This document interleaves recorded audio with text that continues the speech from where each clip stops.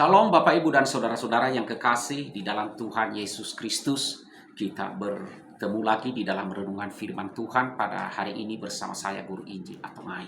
Sebelum kita membaca firman Tuhan dan merenungkannya, marilah kita berdoa, memohon belas kasihan Tuhan, memohon pertolongan dari Tuhan. Kita berdoa. Ya Tuhan Allah, Bapa yang Maha Kuasa, di dalam nama anak-Mu Yesus Kristus kami berseru kepadamu. Kami bersyukur ya Tuhan Allah kami, oleh karena kami masih hidup dan diberikan kesehatan dan kekuatan dan dipelihara terus dengan keajaiban dari Tuhan tiap-tiap harinya. Terima kasih.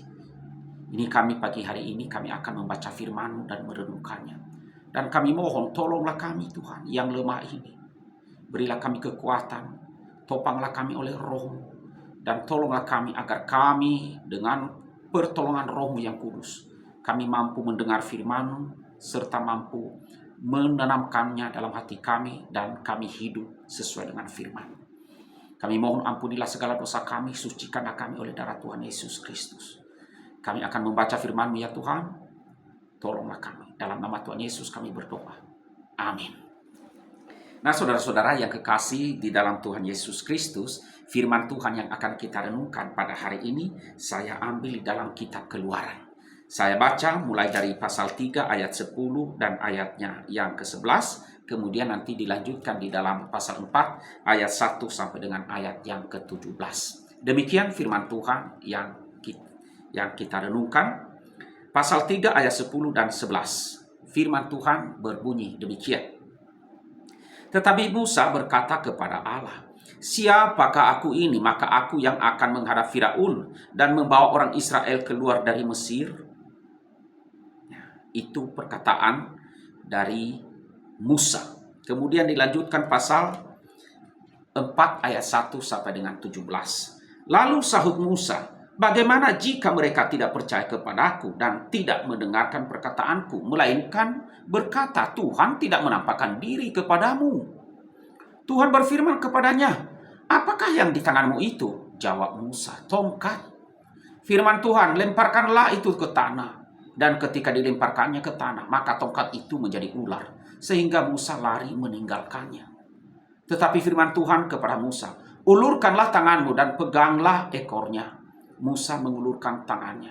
Ditangkapnya ular itu lalu menjadi tongkat di tangannya, supaya mereka percaya bahwa Tuhan Allah nenek moyang mereka, Allah Abraham, Allah Ishak, dan Allah Yakub telah menampakkan diri kepadamu. Lagi firman Tuhan kepadanya, masukkanlah tanganmu ke dalam bajumu." Dimasukkannya tangannya ke dalam bajunya, dan setelah ditariknya keluar, maka tangannya kena kusta putih seperti salju. Sesudah itu firman-Nya, "Masukkanlah tanganmu kembali ke dalam bajumu." Musa memasukkan tangannya kembali ke dalam bajunya, dan setelah ditariknya keluar, maka tangannya itu pulih kembali seperti seluruh badannya. "Jika mereka tidak percaya kepadamu dan tidak mengindahkan tanda mujizat yang pertama, maka mereka akan percaya kepada tanda mujizat yang kedua. Dan jika mereka tidak juga percaya kepada kedua tanda mujizat ini dan tidak mendengarkan perkataanmu, maka engkau harus mengambil air dari sungai Nil dan harus kau curahkan di tanah yang kering. Lalu air yang kau ambil itu akan menjadi darah di tanah yang kering itu." Lalu kata Musa kepada Tuhan, "Ah Tuhan, aku ini tidak pandai bicara, dahulu pun tidak, dan sejak engkau berfirman kepada hamba-Mu ini pun tidak, sebab aku berat mulut dan berat lidah." Tetapi Tuhan berfirman kepadanya, "Siapakah yang membuat lidah manusia? Siapakah yang membuat orang bisu atau tuli, membuat orang melihat atau buta? Bukankah aku, yakni Tuhan? Oleh sebab itu pergilah, aku akan menyertai lidahmu dan mengajar engkau apa yang harus kau katakan." Tetapi Musa kembali berkata, "Ah Tuhan, utuslah kiranya siapa saja yang patut kau utus." Maka bangkitlah murka Tuhan terhadap Musa dan ia berfirman, "Bukankah di situ Harun orang Lewi itu, kakakmu? Aku tahu bahwa ia pandai bicara. Lagi pula ia telah berangkat menjumpai engkau. Dan apabila ia melihat engkau, ia akan bersuka cita dalam hatinya. Maka engkau harus berbicara kepadanya dan menaruh perkataan itu ke dalam mulutnya. Aku akan menyertai lidahmu dan lidahnya dan mengajarkan kepada kamu apa yang harus kamu lakukan." Ia harus berbicara bagimu kepada bangsa itu. Dengan demikian, ia akan menjadi penyambung lidahmu, dan engkau akan menjadi seperti Allah baginya. Dan bawalah tongkat ini di tanganmu, yang harus kau pakai untuk membuat tanda-tanda mujizat. Demikian firman Tuhan yang kita renungkan pada hari ini. Saya memberikan judul dari renungan ini, saudara-saudara, bahwa yaitu menunaikan tugas panggilan Tuhan atas diri kita. Di pasal 3 ayat 11 sekali lagi saya bacakan. Tetapi Musa berkata kepada Allah, siapakah aku ini Tuhan? Maka aku yang akan menghadap Firaun dan membawa orang Israel keluar dari Mesir. Saudara-saudaraku yang kasih Tuhan, di pasal 14 tadi Musa ada 3 kali mengajukan alasan ketakutan dalam menanggapi panggilan Tuhan atas dirinya. Alasan apa saja? Saudara, ia memandang statusnya rendah. Itu yang pertama. Kurang mendapat kepercayaan dari orang lain. Ya. Kemudian yang kedua adalah kurang pandai bicara di dalam ayat yang ke-10. Lalu Tuhan menjawab ketakutan Musa itu dengan apa? Dengan cara mengadakan mujizat di depan mata Musa, yaitu mengubah tongkatnya menjadi ular untuk menunjukkan kuasanya kepada Musa, sehingga akan diperhitungkan oleh Firaun. Lalu Tuhan menimbulkan dan menyembuhkan tangan Musa dari kusta untuk menyatakan penyertaan Tuhan yang nyata. Lalu terakhir Allah menunjuk saudaranya Harun untuk menjadi rekan sekaligus juru bicara di hadapan Firaun dan orang Israel, sehingga masalah sulit berkomunikasi pun dapat diatasi. Nah, saudara-saudaraku yang kekasih di dalam Tuhan Yesus Kristus, kita pun mirip seperti Musa. Bukan hanya mirip, bahkan lebih daripada itu. Ketika Tuhan memanggil kita, kita banyak alasan. Kita mengatakan, Tuhan, aku tidak bisa. Tuhan, aku tidak mampu. Tuhan, utus sajalah orang yang bisa. Tuhan, janganlah saya. Ataupun misalnya kita dipercayakan sesuatu. Bukan jangan saya lah, cari sajalah orang yang bisa. Tahu sendiri saya ini kan gak ada apa-apanya. Saudara, kita ini seperti Musa. Lihat, sikap Musa yang merendah mengingatkan kita sekali lagi juga kepada permohonan Tuhan Yesus di dalam Taman Getsemani. Ketika Tuhan Yesus berdoa di Taman Getsemani, sesaat sebelum ia akan nantinya ditangkap, lalu akan diadili, kemudian pengadilan yang tidak adil sama sekali itu membawa di mana Tuhan Yesus akan disalibkan. Ketika Tuhan Yesus berdoa di Taman Getsemani, maka ia meminta kepada Allah Bapa atau kepada Bapanya untuk apa? Untuk meringankannya dari kengerian di Bukit Golgota. Kenapa Tuhan bersikap seperti itu? Sikap Yesus yang merendah bukan didorong oleh karena ia takut, ya, bukan rasa takutnya terhadap penganiayaan dan kekejaman misinya di dalam dunia ini, melainkan karena apa? Karena ketetapan hatinya untuk menuntaskan tugas panggilan Bapaknya. Ya. Setiap kali Yesus berseru kepada Bapaknya, biarkanlah cawan ini lalu daripadaku, selalu disertai dengan penyangkalan diri. Tetapi janganlah seperti yang kau kehendaki, melainkan seperti yang engkau kehendaki. Jadi jelas sekali Tuhan Yesus di sini bukan untuk apa? Menghindar, tetapi ia tetap menetapkan kehendak Allah Bapa lah yang terjadi. Nah, saudara-saudaraku yang kasih Tuhan, dari sini kita bisa belajar bahwa Tuhan Allah kita di dalam Yesus Kristus akan memampukan setiap kita untuk apa? Untuk menunaikan tugas panggilannya atas diri kita, yaitu menjadi saksi bagi Kristus. Saudara, semua apa yang kita butuhkan atau semua kebutuhan kita akan dipenuhi, akan dicukupkan oleh Tuhan, bahkan lebih dari apa yang kita harapkan.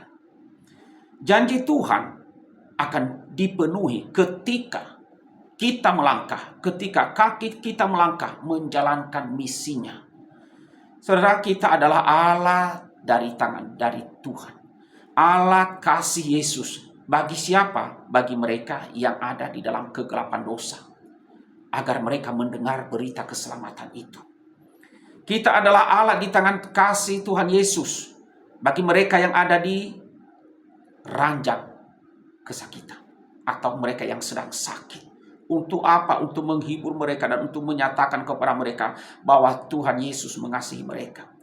Kita adalah alat kasih Yesus bagi mereka yang sedang tertunduk di bawah tekanan kesusahan. Kita adalah alat kasih Tuhan Yesus bagi mereka yang hampir menyerah karena begitu kerasnya tekanan batin. Bahkan juga kita adalah alat kasih Tuhan Yesus bagi mereka yang belum pernah merasakan indahnya pertobatan di dalam Tuhan Yesus Kristus. Saudara, kita ini seringkali beralasan untuk tidak mengerjakan tugas pelayanan atau panggilan yang diberikan kepada kita. Karena apa? Seperti Musa tadi, kita merasa rendah, kita tidak pandai bicara, kita tidak bisa ini dan tidak bisa itu. Tetapi sekali lagi saudara, marilah dengan segala keterbatasan kita, yakin bahwa Tuhan pasti mampu menolong kita dan menopang kita. Dan Ia akan memberikan kemampuan kepada kita. Yang penting bagi kita adalah melangkah. Dengan cara apa? Seperti Tuhan Yesus, jadilah kehendak-Mu atas hidupku.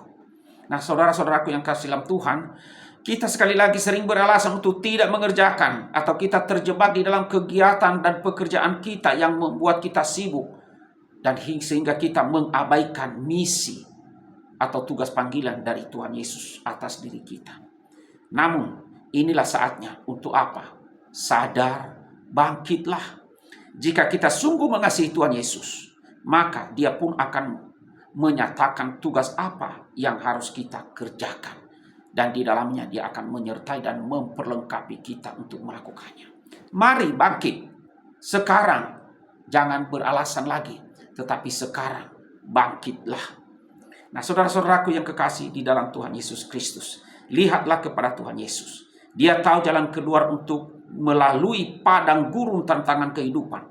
Sehingga kita bisa menunaikan tugas panggilannya atas diri kita. Ketika Tuhan Yesus menyatakan panggilannya atas hidup kita, Dia akan menyatakan kasih-Nya yang memampukan kita menunaikan tugasnya. Kiranya Tuhan menolong kita dan kiranya Tuhan yang memampukan kita. Di dalam nama Tuhan Yesus kita bersyukur atas firman Tuhan. Mari kita berdoa. Tuhan Allah Bapa kami yang bertata dalam kerajaan sorga, kami bersyukur kepadamu karena kami boleh membaca firman-Mu, dan sekali lagi ya Tuhan, Engkau terus-menerus memanggil kami. Tidak pernah berhenti memanggil kami dari tugas-tugas yang kudus yang Engkau percayakan atas diri kami, bagi kami yang telah percaya kepadamu, untuk menjadi saluran kasih, untuk memberitakan kabar baik bagi mereka yang berdosa, untuk menyatakan kasih Allah di dalam Yesus Kristus kepada mereka yang ada di dalam berbagai masalah. Namun kami seringkali ya Tuhan beralasan, dan alasan kami banyak sekali.